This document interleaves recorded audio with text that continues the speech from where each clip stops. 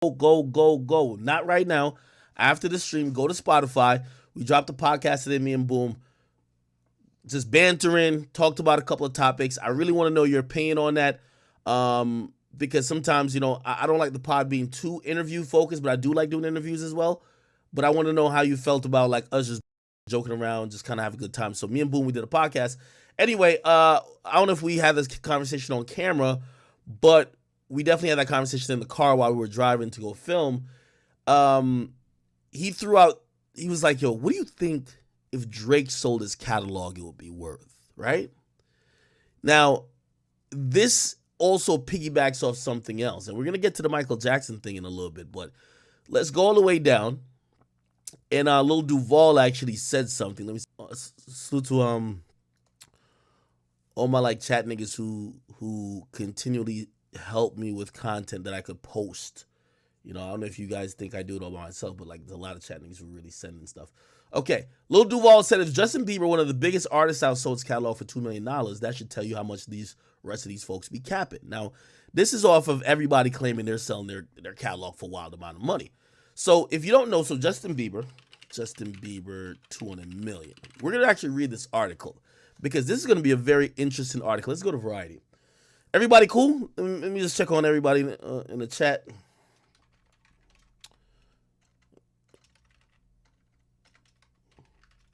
I have a Twitch chat, the Twitch chat on the screen, but I got to make sure your YouTube is good. Okay, I see YouTube is booling. Okay.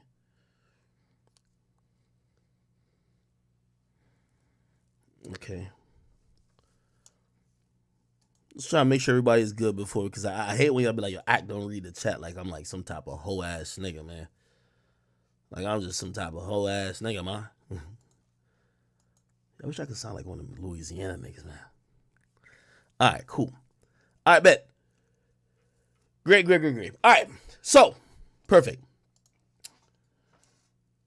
We're gonna read this article because I try to give like a little bit of like also music education when you watch me. So what Duval said was if Bieber sold his catalog for 200 million, he says some of these niggas is capping, but the devil is in the details. A lot of times people don't understand the music business. And I'm not saying Duval don't, and I haven't even researched this yet, but we're gonna look at it live. Let's go to the Variety article because we got to know what niggas is selling. So I keep telling you, like a lot of times dudes are doing some of these deals for their publishing. Some are selling their masters or their portion of the masters. I'm gonna try to help you help explain stuff in like nigga terms or just regular human terms, because I don't even know why they made even the music industry even sound so complicated. It's really simple, right? But I think they made it complicated that they could take advantage of artists. As expected, Justin Bieber sold his music rights to a Blackstone-backed Hypnosis song capital for north of 200 million. The company has announced news of the impending deal has been rumored for weeks, was widely reported last month. The deal includes Bieber's share of his publishing and recorded music catalog, Bieber's interest in his publishing copyrights, including the writership, the performance, masters, recordings, and neighboring rights for his entire back catalog, compromising 290 titles before December 31st, 2021. Okay? All right. Let me be honest about this deal, right? Because I think we all think Bieber is a very big deal. I don't know if can I pull up Spotify right here? It's going to help me. Spotify, Justin Bieber. Anytime you see about 1 billion streams on Spotify, those are songs probably eligible to be close to diamond. So look, he has a lot of songs. Look, I'll do see more. A lot of songs. That's why people are saying, how is he only getting 200 million? Like if Future got like 75, how is he getting 200 million? Right? And not that he probably dropped more songs in Future, but like, look, he has 68 million monthly listeners. Like, what the fuck is going on, right? Now I'm gonna click on one of these songs.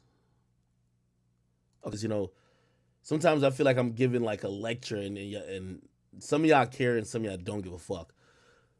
The important thing to know when you're thinking about what niggas could possibly sell is, all right, let me just say this, right? All of these dudes, I don't care if it's Bieber or anyone else, they don't own their shit. Like the music business is all predicated on you don't owning your shit. It don't matter if you're a huge artist. It's predicated on you not owning your shit. It's actually worse for a pop artist because they drop less albums. It's better for a Future and a Young Boy because they're getting out of their deals like this because a lot of these dudes sign 4-album deals. How long does it take Bieber to drop 4 albums? Let's go to his discography, right? So let's say his first fucking deal was like a 4-album type situation. Let's go to his discography. God damn. This motherfucker got everything. Discography. Okay, discography. Bingo. Here we go. 1, 2, 3, 4, 5, 6. He dropped 6 albums in 10 years. Because he's a pop artist, he doesn't drop that frequently. Now, he's probably dropped, I don't know if he's dropped mixtape. No, there's just albums. Now, he's done collabs this and third, but these are his albums. If you ask me, probably 4 or 5 of these are under the first contract he ever signed. Now, maybe they probably are nice. Well, not even nice, but like, you know, the guy's making a shit ton of money. If you have him on a rookie contract, you probably just up the terms, like, for example, say the second album, say you signed him for, I don't know, who did he sign to? Did he sign to Akon or something like that? Right? And by the way, we got to look at where that goes through. Basically, like, I'm going to make this really short because I know some of y'all are bored with, you know, really the really nitty gritty of the music industry. He probably renegotiated once or twice, but he's still in that long contract. Here's the point. And it's the same thing going like Meg Thee Stallion and shit like that, right? But as I said, hip-hop artists produce music quicker and drop albums more frequently when it comes than pop acts, right? Because also hip-hop artists do mixtapes and then they fight tooth and nail to try to get those to count as albums, right? Here's the thing. Bieber signed a record deal. It's no way he owned any of his masters. And I know people act like it's only black artists that get screwed. Every artist gets screwed. When he signed, he definitely don't own his masters, right? And he probably re-upped, like maybe around the 3rd album, and maybe he owns like, I don't know, let's say at best half of the masters with the label. So the reason why he's not getting $1 billion, because the streams would say he should get a shit ton of money. He's not going to get $1 billion because he don't own it. He don't own it. Why are they giving him the money? He don't own the shit. You only pay who owns the shit. That's the point. So for anybody who cares about ownership and shit like that, it comes into effect now. There's these big companies and conglomerates that's going around and they're giving out these huge deals. They're like, we want your catalog, Future. We want this. By the way, a lot of them are Chinese based and they're actually overseas based, which if you've seen that spa balloon, they're buying up real estate in America. They're taking over TikTok, and they're buying up all the music. By the way, they own a Chinese company named Tencent. Chinese company. Tencent. They bought a piece of UMG, which is the biggest label that signs Drake. Look, Tencent buys UMG. They bought Tencent. So a Chinese company officially owns 20% of Universal Music Group. Who's on a Universal? Drake, Kendrick, Taylor Swift, Post Malone, The Weeknd. As I'm saying, be warned. Be warned. Be warned. Be warned. China. China. Okay, anyway. For whatever reason, I don't know the play yet. I'm looking into it. I'm trying to talk to people, trying to figure out what the play is for this. Because they're getting funded billions of dollars to go to individual artists to buy their whole catalog.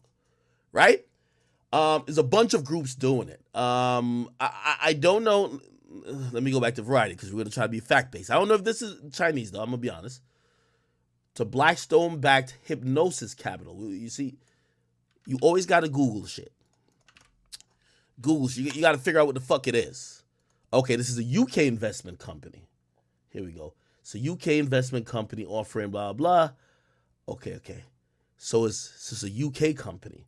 So all this tells me that we're getting international plays where people are doing venture capitals, big little, investment companies are buying up hip hop and I want to say just US artists' rights. Why? Interesting to think about, right? Just think about that. A lot of them are Chinese companies, but this one is particularly in the UK company. Now, again, to counter what my man Duval was saying, Bieber don't own most of his shit. That's why he's getting 200. Remember, usually when you sign to a label, they own the entire master. A normal record contract, you sign away your masters, but you get royalties, and you get advances, and you get a publishing. You get publishing. Usually, if back in the day, Diddy and them. If you wonder why Diddy and them, no disrespect to Diddy. Hopefully, if he sees this, don't think I'm dissing him. If you wonder how these niggas got so rich, they used to take artists publishing. Like, the publishing used to just be for the label. Now, it's kind of frowned upon. Like, if you're taking someone's publishing, people have realized the publishing, your kid's supposed to go to the mailbox and get those checks. If, like, for example, me and Boom, we riding in the car, we listen to that song, Return of the Mac, Return. You know that song? Mark Morrison. If you look at his catalog, that's the only song really he got. Every nigga, the Fetty Wap done sampled it. Chris Brown done sampled it. Post Malone done sampled it. There's like a million songs that sampled it. Now, that song has about 300 million plays on Spotify. Granted, it's a very historic song. I think it came out in like 74, so it probably did the numbers already. But here's where publishing comes in. Everybody will keep sampling that song because it's a classic song. That one song alone will feed generations of his family. Every quarter, they're going to go to the mailbox and probably pick up a check for, who knows, hundreds of thousands, maybe not, maybe millions. Especially if a new song sampled it recently. So this is how it shows how one song could feed a fucking generation of people. That's how important a song is. Now, if you don't own the publishing, well, he not getting the money. That's how important owning your publishing is, right? So what they used to do to artists is that the label owner would take the majority of your publishing and give you an extra check. So you signed for $250,000. He said, all right, well, how about I give you an extra $250,000 and I own your publishing? You don't even know what publishing is. You don't know that if you get a big song that everybody for now till forever will ever fucking, you know what I mean, sample, that's how you're going to get paid. You sign off with Diddy, said, okay, take my publishing, but give me the extra $250,000. Okay, dummy. You got $500,000 now, and now you made a song that's the biggest song ever. You get paid in the moment, but Diddy and, you know what I mean, everybody else who's, you know what I mean, shake that at the Bad Boy Mansion and Carisha, they're eating off that a bunch of times. Now, if you look at Drake, I can tell you this is a fact. So Drake since 2010, 1, 2, 3, 4, 5, 6, 7, right? From what I hear, and based on his negotiation tactics, every Drake mixtape or album has counted for him as an album. It was that OVO, he knew he wanted to eventually just be on his own label, but he still want to get funding from like that super major label, which is UMG. But he wants to work OVO into the situation that he could start owning some of his masters. I could imagine Take Care and Thank Me Later. He probably doesn't own the masters of those. Nothing Was the Same. Negotiated, renegotiated, own some of the masters to that. Might even been 10, 20%. Maybe like max 25. You get what I mean? Views happened. Views was a very interesting story. I'm going to tell you why it was an interesting story. Because let me make sure my timeline is also good. If you look back at UMG, Lil Wayne drops lawsuit, right? So Lil Wayne comes to a settlement you're going to see in 2018. In 2018, right? This is not printed online. I've just learned this through the grapevine. So the lawsuit, essentially, and by the way, tell me, I got to look at the chat because I don't want to bore you. We could get to much more interesting shit. If this is boring, please just spam next topic. It is very perfectly fine. I'm trying to kind of give a little bit of, education here, but I'm not trying to fucking bore you out of death type shit. And also, if you're aspiring, musician, if whatever you might want to get in the industry, like, remember when I said that thing about the old heads? It's kind of like, because how does nobody actually just kind of kick some game that you could be a little bit with a leg up before you walk into like a door? All right. So cool. All right, thank you, Chad, by the way. Thank you for the motivation. All right. So this was a situation with the Lil Wayne lawsuit, right? Lil Wayne basically claimed, yo, I never got residuals. I didn't get all my advances. I missed out on certain shit. I've been killing it. His lawyer and his accountants come up to the figure of $51 million that they're owed, right? Accountant was missing. All type of shit's going crazy. Normally, let me just tell you how, and by the way, I think Birdman pretty much admits this. He said, like, their accountant was the best. He said it was the first time he ran a label. He kind of took blame for that. The way how many labels do it is kind of like many companies. And when I mean companies, content companies. You have to audit them or they're not going to pay you, right? They're just going to assume that whatever they spent on you is more than what you made. So why even cut you a check? So the only check they cut you is the advance, which is a loan. And they're thinking that you will never recoup versus the loan plus all the expenses they're spending to make the album, promote the album, put the album out, fly you on jets, doing all these things. So they never pay you again, right? This is the reason why Blueface is getting hit in the head with a Henny bottle, right? That's what it is. Like these guys, Blueface probably got like a check of like, I don't know, $500,000, $600,000. It's probably half of what he needs for the album, but they're not going to greenlight an album because Blueface is cold, right? So he's not going to get another check. He's not getting no residuals. He probably said, fuck it, rather than stay here trying to keep performing Moonwalking and Calabasas, which isn't his song, and Tatiana doing all this weird gyration shit, let me just go do something else because the label, this is a business. They're not going to cut you another check until you, whatever. So Wayne comes up with a number, 51 million. He sues, right? After he sues, Birdman basically says, I don't even got the money to pay. Now, Birdman ain't broke. Birdman is cashed up. Birdman has a fucking gold toilet. Like, Birdman lives like a fucking king. They got Bugattis, Maybachs you never fucking seen. It's Birdman, okay? So, what ends up happening, he says, I ain't paying.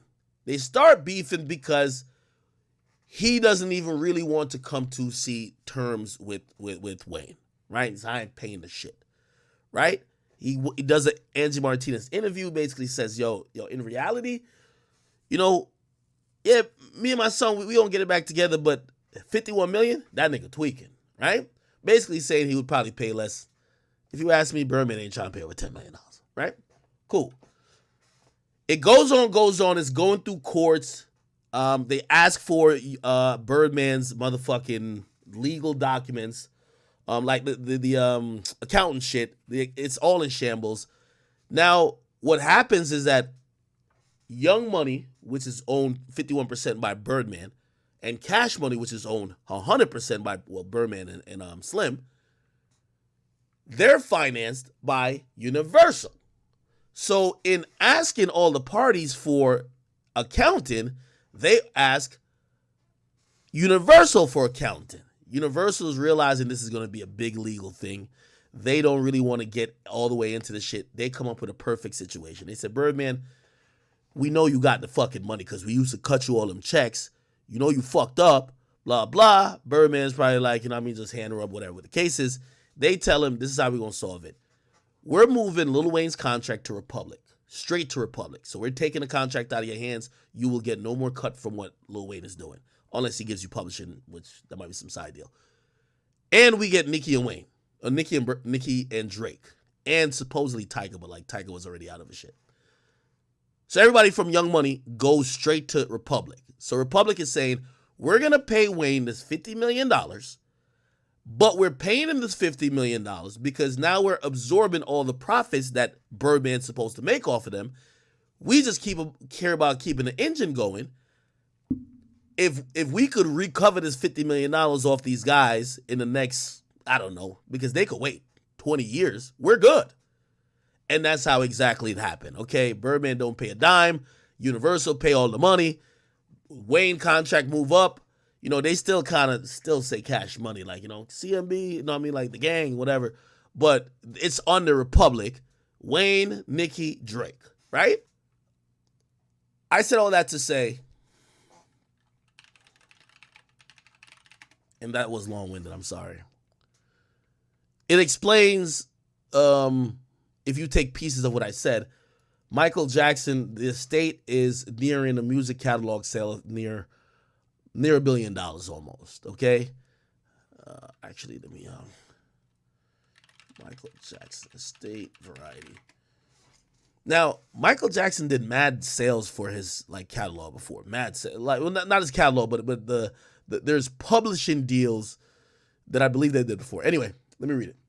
Michael Jackson's estate is in process of selling half of his interest in the legendary's musical catalog in a deal in the $800 million to $900 million range. Sources confirmed to Variety. Also, let me give you the play too, right?